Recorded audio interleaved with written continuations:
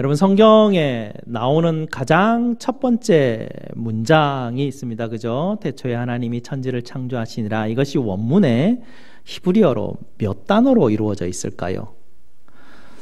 창세기 가장 첫 번째 나오는 이야기는 창조의 이야기입니다. 이 창조의 이야기가 나타나는 이야기, 이 이야기는 몇 문단으로 이루어져 있을까요?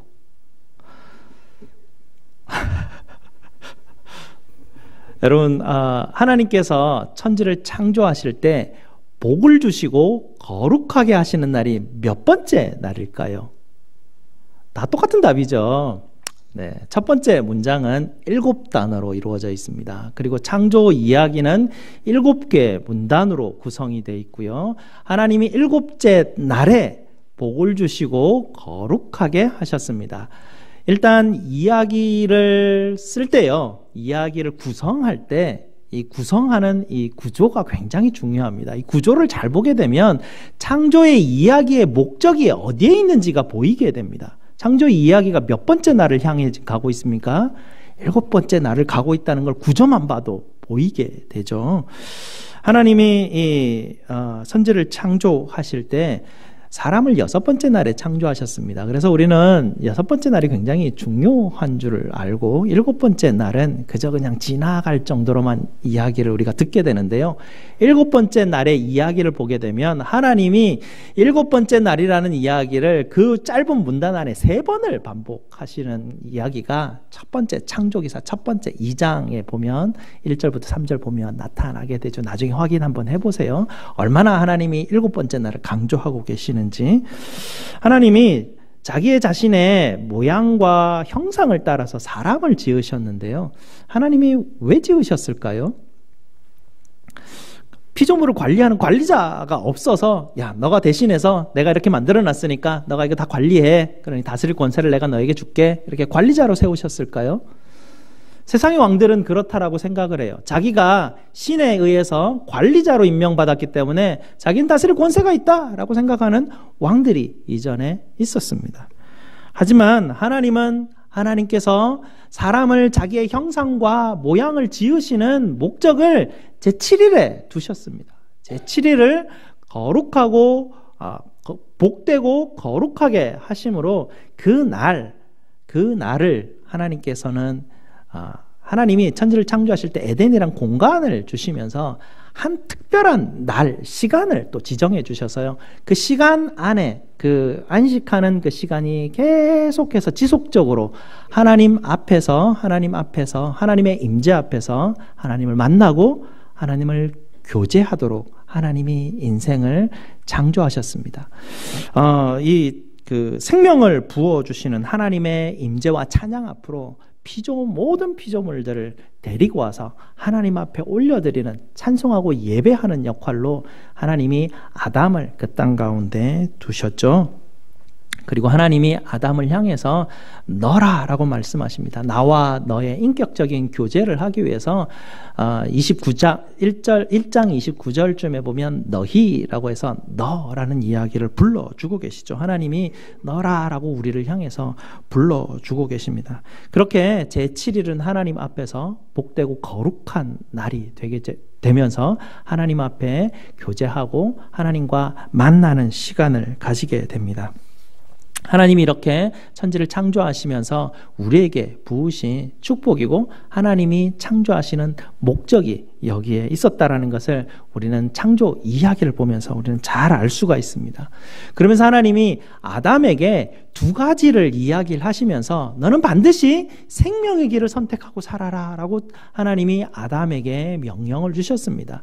선악을 알게 하는 나무는 하나님이 가르치시는 그 지혜와는 너무나 먼 곳에 있는 지혜다라고 말씀하시면서 선악을 알게 하는 나무의 열매를 먹지 마라 라고 하십니다. 그리고 그것을 먹는 것은 죽음의 길이라 라고 하나님께서 말씀하시고 너는 어떻게 하서든지 간에 선악을 알게 하는 나무에 대해서 저항하고 너 스스로의 지혜를 쌓으려는 것에 대해서 너 자신을 내려놓고 하나님을 경외하는 지혜를 쫓으며 생명의 길을 따라 살아라. 하나님이 아담에게 그렇게 명령하여 주셨죠. 하지만 아담은 우리가 알듯이 하나님께 가까이 가는 하나님을 경외하는 생명의 나무에 나가지 않고 선악을 알게 하는 하나님으로부터 멀어지는 것을 선택하게 되었고요. 결국에는 하나님이 임재하시는 하나님의 얼굴빛을 피하여 숨어버리는 정말 충격적인 사건을 우리가 만나게 됩니다.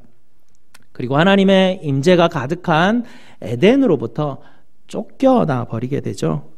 쫓겨난 인류는 어떻게 되었습니까? 그 인류들은 성읍을 세우고 그 성읍에 자기들의 이름을 붙이고 자기들이 그곳에 한번 정착해보며 삶을 살아가고자 애를 씁니다. 문화를 발전시키고 과학을 발전시킨다고 창세기가 그렇게 우리에게 보여주고 있습니다. 그들은 자기의 이름을 내기 위해서 신에게까지도 근접할 힘과 권력을 가지기 위해서 성을 높이 쌓는 바벨탑의 사건도 우리에게 보여주게 됩니다. 하지만 인간은 어떤 방법으로든지 다시는 하나님에게 가까이 갈 수 없다라는 것이 창세기가 우리에게 보여주는 결과이죠. 사람들이 뿔뿔이 다 흩어지게 됩니다. 언어가 나누어지게 되고 사람은 함께 자기의 이름을 드러낼 수 없는 존재가 되고 마는 것이죠. 창세기는 이렇게 생명의 이야기로 시작해서 창세기 가장 마지막 단어가 무엇인지 여러분 한번 찾아보시겠습니까? 창세기 50장 26절을 보시게 되면 창세기가 어디로부터 시작해서 창세기의 마지막이 어디를 향해서 가고 있는지를 처음과 끝만 봐도 창세기는 이런 이야기구나라는 것을 알 수 있어요.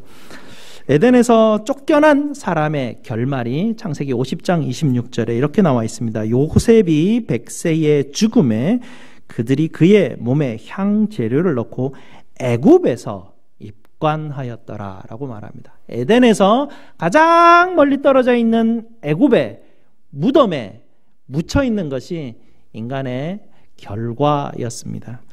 이 창세기 이야기를 쭉 읽으면서 우리가 정말 인생 가운데 정말 답답하고 우리가 질문하는 질문이 무엇이냐면 누가 이 하나님의 가장 멀리 떨어져 있는 이 무덤에서 누가 우리를 건져내어서 다시 하나님이 계시는 그곳에 가까이 하게 할 수 있을 것인가? 이것이 우리 인류의 큰 문제이고 질문이었습니다. 그래서 출애굽기가 시작하게 되죠. 출애굽기는 그 애굽에 있는 무덤에서 하나님이 자신의 백성을 건져내셔서 하나님이 계시는 시내산으로 이스라엘 백성들, 자기 백성을 부르시는 사건이 나오게 됩니다. 그리고 우리가 지난주에 말씀을 보았던 것처럼 하나님이 그 백성 가운데, 거룩하신 하나님이 그 백성 가운데 성소를 짓고 함께 하시기를 원하신다. 함께 하시기를 원하신다. 라고 말씀을 주십니다. 거룩하신 그 하나님 앞에 감히 가까이 갈 수 없는 그 백성들이었지만 하나님이 그들 가운데 오셔서 성소를 짓게 하시고 그들에게 임재하시죠. 이 출애굽기의 이야기가 이렇게 무덤에서 건져내셔서 성소를 짓는 이야기로 마무리하게 되는데요. 성소를 짓는 마지막 이야기에서도 하나님이 그들에게 가까이 오신 것까지는 너무 감사한데 성소를 짓고 난 다음에 정말 당황스러운 사건이 생기게 되죠. 한번 찾아볼까요? 출애굽기 40장 마지막 35절쯤인데요. 마지막 부분입니다.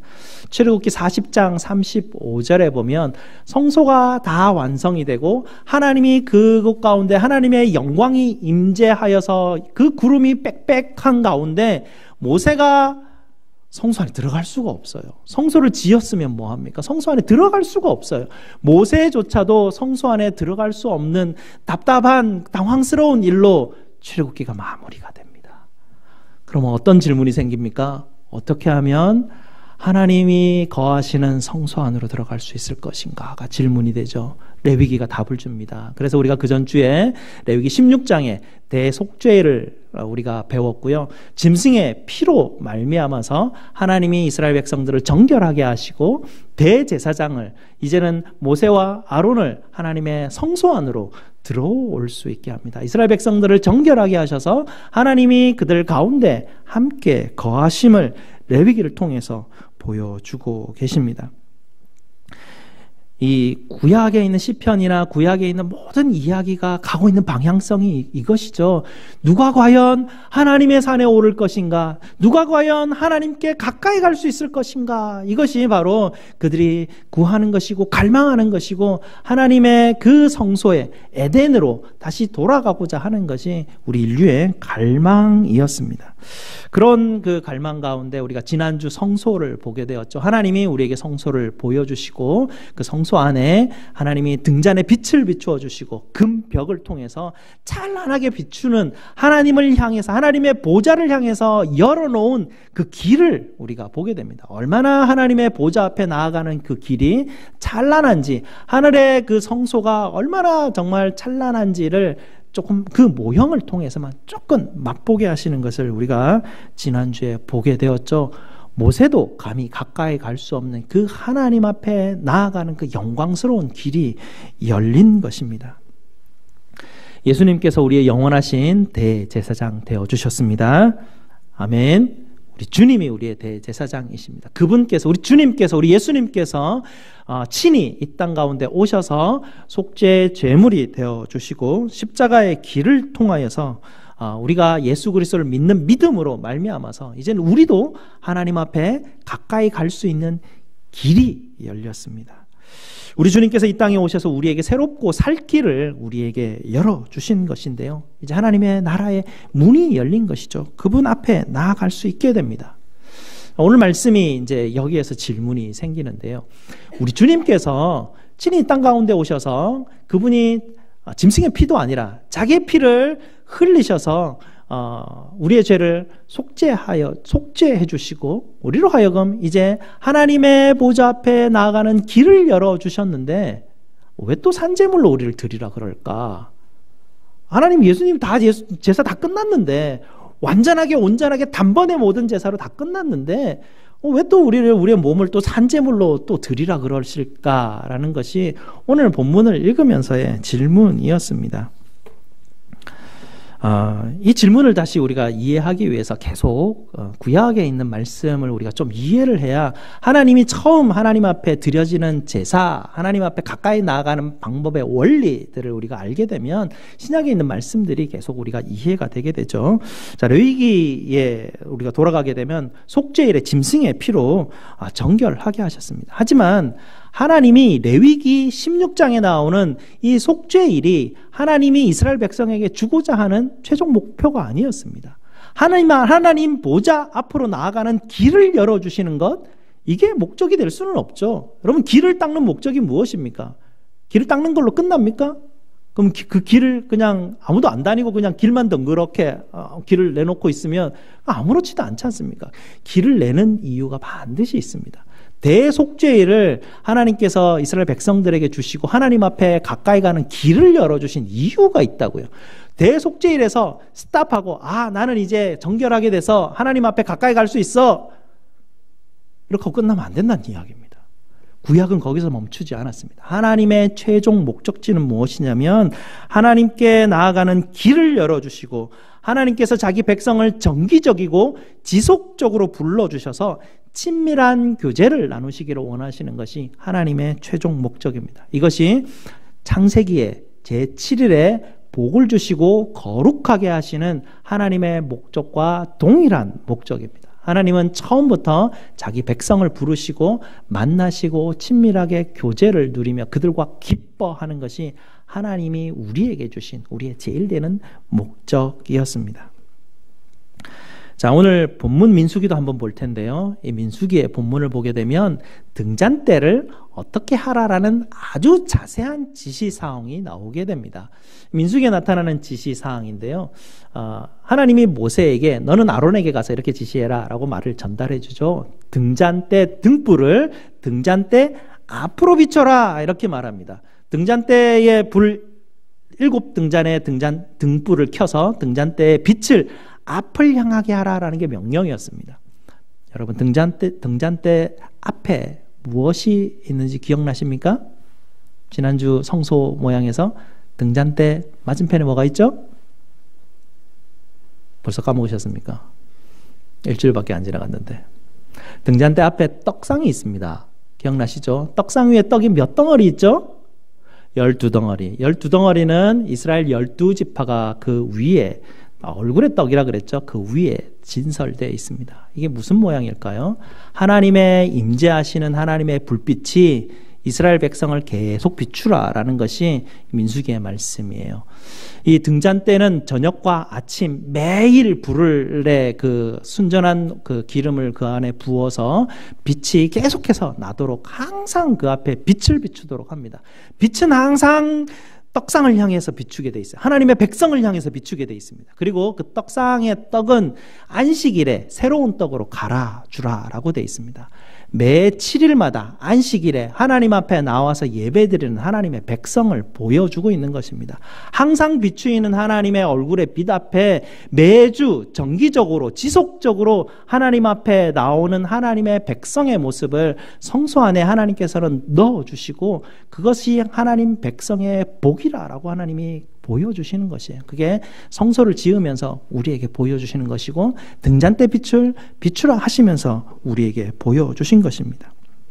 이렇게 하나님은 하나님의 얼굴 빛을 우리에게 향하게 하셔서 그 빛에서 얼굴에서 나오는 하나님의 은혜와 평강이 우리에게 임하게 하시옵소서라고 축복하시는 것이죠. 아론 대제사장의 축복을 우리도 지금 설교 우리가 예배의 마지막에 하나님의 복을 선포하면서 마무리하게 되는데요. 하나님의 얼굴빛이 그때도 비추었고 지금도 동일합니다. 이 모습 원리는 변하지가 않아요. 단지 예수 그리스도께서 완성하신 것이 변한 것이지 하나님의 원리는 하나님의 얼굴빛은 지금도 항상 여러분을 향하고 있고요. 여러분은 일주일에 주일마다 와서 하나님 앞에 그 존전 앞에서 계속 하나님 앞에 나와서 예배하고 하나님을 만나고 하나님과 친밀한 교제를 나누는 것, 이것이 하나님이 우리를 부르신 목적인 것입니다.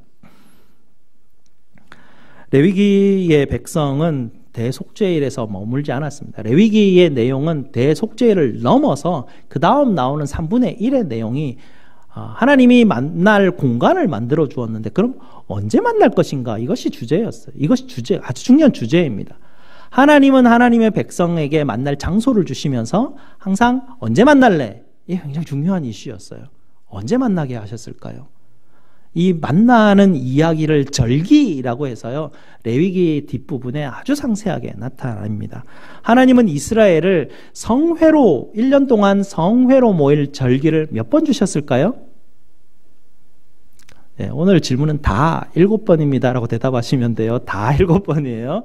하나님이 성회로 모이라고 이 레위기 말씀에 보면 성회로 언제 모여라, 성회로 언제 모여라, 성회로 언제 모여라, 7번이 나옵니다.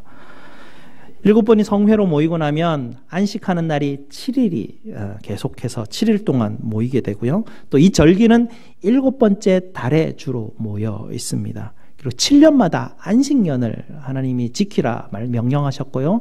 7년마다 안식년을 지키는 그 안식년이 7번 반복되면 희년을 지키게 하셨습니다. 매 7일 동안 안식일을 하나님이 지키라 하셨습니다. 이스라엘 백성과 만나는, 정기적으로 지속적으로 만나는 시간을 그들에게 알려주셨죠. 이게 레위기가 이스라엘 백성들에게 주는 최종적인 목적으로 나아가는 방향성입니다. 기독교는 공간의 종교가 아닙니다. 기독교는 시간의 종교입니다. 처음에 하나님이 창조하실 때도 7일, 제7일에 그날을 복되고 거룩하게 하시고 그날 내가 너희와 만나고 교제하겠다라는 만남의 시간이 확보가 되어 있는 종교가 우리예요. 타 종교들은 공간이 굉장히 중요해요. 공간이 엄청나게 크고 웅장하고 정말 신이 임하는 것 같은 그런 공간을 만들어내야 돼요. 그래야만 그곳에 어떤 능력이 있다라고 생각을 하는데요. 하나님을 섬기는 하나님의 백성들에게는 공간이 중요하지 않아요. 하나님이 보이지 않는 하나님이시기 때문에, 어디든지 계시는 하나님이시기 때문에 공간은 마련하면 되는 부분들이고요. 상징되는 부분들이에요. 중요한 것은 시간입니다. 언제 만날 것인가가 우리에게는 굉장히 중요한 이슈입니다. 자, 공간이 넓은 개념입니까? 시간이 넓은 개념입니까? 시간이 훨씬 넓은 개념이에요. 훨씬 고차원적인 개념이라고요. 시간은 어디에서든지 간에 그 시간에 하나님을 만나는 것입니다. 그러니 아무리 넓은 공간을 확보해도 시간과 같은 것을 확보할 수는 없어요. 그래서 하나님은 미리 우리 백성들에게 언제 만날래? 이것이 굉장히 중요한 이슈였다라는 것입니다. 하지만 하나님의 백성들 가운데서 공간을 중요하게 여기시는 분들이 간혹 있습니다. 막 인간이 세워놓은 가장 아주 권력 기관이 대법원 아닙니까? 대법원 앞에 대법원보다 더 휘황찬란한 성전을 지어서 하나님의 이름을 높이리라. 그렇게 계획하는 것은 하나님이 우리에게 맡기신 목적이 아닙니다. 하나님은 그렇게 하면서 하나님의 이름을 드러낸다 말하면서 자기의 이름을 드러내는 바벨탑을 쌓는 사람과 같은 그 길을 가는 것, 그 길은 하나님 앞에 절대로 가까이 갈 수 없습니다. 절대로 가까이 갈 수 없고 하나님으로 멀어지는 길이 공간을 향하는 길입니다. 공간을 향하여 가는 것이 아니라 하나님은 지속적으로 반복적으로 정기적으로 계속 하나님 앞에 나오는 이 시간을 우리에게 두셨습니다. 자, 하나님이 이스라엘 백성을 거룩하게 하시는 방법이 있는데요. 어떻게 하나님은 이스라엘 백성들을 거룩하게 하셨을까요? 하나님이 이스라엘 백성들에게 율법을 주시고 너희가 이 율법을 잘 지키면 너희는 거룩하게 될 거야 라고 하나님이 말씀하셨을까요? 말씀을 보면 그렇지 않아요. 하나님은 율법을 통해서 이스라엘 백성을 거룩하게 하시겠다 하지 않으셨어요. 하나님은 이스라엘 백성들을 계속 자기 얼굴 빛 앞에 정기적이고 지속적으로 나오게 하면서 하나님은 그들을 거룩하게 하시겠다. 그렇게 말씀하십니다. 이게 햇빛을 받는 이치하고 마찬가지인데요. 햇빛을 계속해서 받으면 몸이 따뜻해지잖아요. 우리 몸이 건강해지고 회복이 되는 그런 일들이 있습니다. 하나님의 얼굴빛에서 나오는 그 빛을 정기적으로 지속적으로 계속해서 그 빛을 받게 되면 우리의 마음에 새로운 변화가 일어나게 되죠. 하나님을 닮아가는 그 길을 향해서 나아갈 수 있는 그 길이 생기게 됩니다. 하나님이 우리에게 부어주시는 지혜의 말씀이 계속해서 들려지게 되고요. 그 말씀을 통해서 선악을 알게 하는 나무의 지식을 따라가는 것은 세상의 지혜이고 바벨탑을 쌓는 지혜이지 그것은 하나님의 지혜가 아니구나. 이것을 따라가서는 절대로 하나님 앞에 가까이 갈 수 없고 하나님을 경외하는 그 참된 지식을 하나님의 말씀 가운데서 들을 때에 내 마음이 변화를 받고 하나님의 기뻐하시고 온전하신 뜻이 무엇인지 내가 깨달을 수 있구나 라는 것이 여기에 담겨져 있는 것입니다. 옛날 성도들은 파마도 안 하셨지 않습니까? 매니큐어도 안 바르셨어요. 교회에서 피아노 치면 난리 나는 줄 알았어요. 드럼은 상상도 못했죠. 그런 것이 거룩하다라고 생각을 했었어요. 하지만 거룩이라는 것은 공간과 어떤 물질과 내 행동으로 인해서 거룩이 이루어지는 것은 아니에요. 거룩이라는 것은 하나님의 그 찬란한 빛 앞에 나와서 하나님의 그 영광스러움 앞에 서 있는 것이에요. 그 거룩하심은 그래서 기쁘고 좋고 찬란해요. 이렇게 막 침울하지 않아요. 옛날에 어떤 한 그 기독교의 부류들은 까만 옷밖에 입지 않았어요. 노래도 막 이렇게 화음을 넣어서 노래 부르지 않았습니다. 반주도 없었고요. 음식도요, 이렇게 맛있게 해 먹지 않았어요. 그냥 있는 그대로의 그 음식을 그냥 먹고 그냥 살았어요. 웃으면 안 돼요. 그게 거룩하다라고 생각했던 그런 기독교의 어떤 그런 파들이 그 어떤 그 모임들이 있었는데요. 그런 것이 아니에요. 하나님이 우리를 거룩하게 하시는 것은 그렇게 거룩하게 하시는 것이 아니라 하나님의 임재 앞으로 지속적으로 부르십니다. 그 부르심 앞에 우리가 나아가는 것이죠. 그것이 바로 등잔대의 원리입니다. 등잔대 앞에 떡상이 놓여 있듯이 우리는 주일날 예배 자리로 왜 우리가 이토록 지속적으로 정기적으로 나와서 예배의 습관이 우리에게 중요한지를 말씀은 그 원리를 우리에게 가르쳐 주고 있습니다. 자, 거룩한 산제물이 된다라는 것은요, 예수님이 우리에게 주셨던 그 속죄의 제물하고는 다른 것이죠. 여기에 산제물은 하나님 앞에 온전히 이렇게 올려드리는 제사예요. 번역은 번제라고 되어 있는데요. 올려드리는 제사인데요. 이것은 그 제물을 제단에 올려놓고 홀라당 다 태우는 것이에요.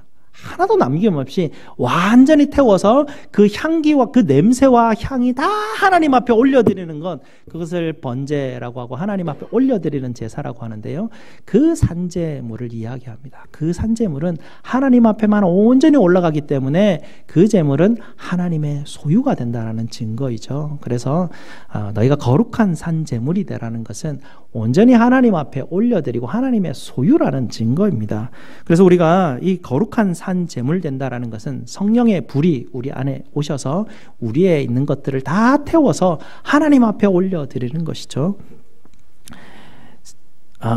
그 선악을 알게 하는 지혜가 우리 안에 있어요. 우리는 본성적으로 아담을 따라갔던 존재이기 때문에 선악을 알게 하는 지혜에 대한 그 갈망이 너무나 커요. 그 갈망을 온전히 이렇게 태워서 하나님 앞에 다 올려버려야 되는 것입니다.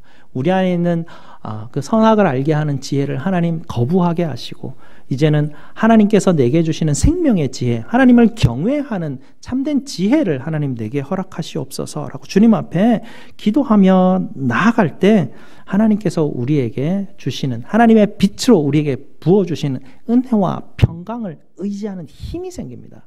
여러분, 하나님의 은혜와 평강이 나를 사로잡는다라는 이 믿음과 이 신뢰가 충만한 사람은 세상에서 내가 선악을 알게 하는 나무를 붙들지 않았을 때 생기는 손해를 충분히 감내할 힘이 생기는 것이죠. 왜냐하면 하나님께서 내게 부으시는 은혜와 평강이 있기 때문에 그렇습니다.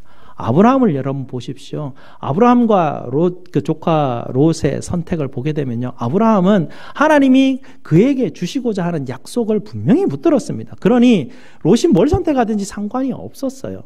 그들의 처음 선택은 어땠습니까? 롯은 아주 풍요한 땅을 선택을 하고 아브라함은 그렇지 않았습니다. 그 두 부인의 마지막은 어떻게 되었을까요? 사라는 아이가 낳지를 못했고 롯의 아내는 자녀를 생산했습니다. 두 길은 처음에 보이기에는, 겉으로 보이기에는 너무나 달랐습니다. 하지만 나중에 마지막에 결국은 하나님께서 사라의 태를 여시고 사라를 통해서 하나님의 자손들을 번창하게 하시고, 약속대로 하나님께서 정말 그 바다의 모래와 같이 하늘의 별과 같이 하나님의 백성들을 아브라함에게 약속하신 그 약속대로 하나님 주시는 약속을 붙들었다고요. 롯의 가족은 그렇지 않았습니다. 롯의 부인이 뭐가 됐죠? 소금기둥. 그게 그들의 말로였습니다. 그들은 처참하게 무너지는 그 땅 가운데, 그 심판의 땅 가운데 서 있을 수밖에 없었습니다. 이렇게 하나님의 은혜와 평강을 붙드는 힘이 있다면 내가 선택의 순간에 여기 선택하면 손해인데 라는 생각을 하지 않아요. 손익을 따지면서 내가 선택하는 것이 아니라 이게 선악을 알게 하는 지혜인가? 이게 하나님을 경외하는 지혜인가? 이게 두 개가 중요한 것이에요. 이 둘 중에 하나님을 경외하는 지혜라면 이 생명의 길이구나. 선악을 알게 하는 나무의 길이구나. 죽음의 길이구나. 이게 분명하게 갈라지게 됩니다. 이게 어디에서 나타나느냐? 하나님의 임재의 빛 앞에 나올 때, 하나님의 얼굴의 빛에서 나오는 은혜와 평강이 여러분에게 부어질 때 이 지혜가 생기는 것이에요. 마음을 새롭게 할 수 있는 것은 내 스스로 의지로 결단한다고 되어지는 게 아니에요. 오늘 말씀에서 거룩한 산제물이 되는 것은 내 마음이 새롭게 함인데요. 이 새롭게 함은 하나님이 부으시는 그 빛 아래 나아가지 않으면 생기지 않는다라는 것입니다. 그래서 거룩은요, 여기서부터 시작하는 것이죠. 하나님 앞에 나아가는 것이에요. 우리가 내가 예수님께서 나를 위해서 속죄해 주셨고 나는 이제 의롭게 되어서 정결하게 돼서 하나님 앞에 나아가고 구원받았어. 난 이제 천국 가면 돼. 땡 끝. 이게 하나님께서 우리에게 주시는 말씀의 의미가 아니라는 것을 우리가 지금 창세기부터 계속 그 얘기하고 있는 것입니다. 창세기부터 계속 하는 얘기는 무엇이냐면 나는 예수 믿고 구원받았구나, 천국 가는구나가 아니라 거기서부터 어떻게 하면 지속적으로 하나님과 함께 만나고 그 빛을 받아 누리면서 내 마음이 변화를 입고 하나님이 원하시는, 하나님이 기뻐하시는 온전한 그 하나님을 경외하는 지혜를 선택하는 그 힘을 얻는 것을 하나님이 우리에게 원하시는 것이죠. 거기까지예요. 그까지 나아가는 것, 하나님의 백성에게 하나님이 원하시는 최종 목적입니다. 그래서 하나님의 형상과 모양으로 지어진 원래의 목적대로 돌아가는 것이고요. 하나님 앞에 나아갈 때 에덴에서의 하나님이 주시는 우리의 안식의 놀라운 기쁨의 삶이 성령 하나님을 통해서 그 열매로 이 땅 가운데서 우리가 맛보게 되는 것입니다. 예수님께서, 죄 없으신 예수님께서 우리의 의가 되어 주신 이유는요, 지속적으로, 계속해서 반복하지만 지속적으로, 정기적으로 하나님 앞에 나오게 하기 위해서 하나님이 그렇게 하셨습니다. 여러분, 정말 하나님 앞에 나오셔서 하나님이 주시는 거룩한 하나님을 경외하는 지혜를 구하십시오. 선악을 알게 하는 나무의 지혜를 버리게 주님 나를 인도하십시오. 이렇게 기도하셔야 됩니다. 하나님, 뭐가 이득이 될까요? 내게 뭐가 좋을까요? 하나님, 이렇게 하는 게 좋을까요? 저렇게 하는 게 좋을까요?가 질문이 아니에요. 잘못된 질문입니다.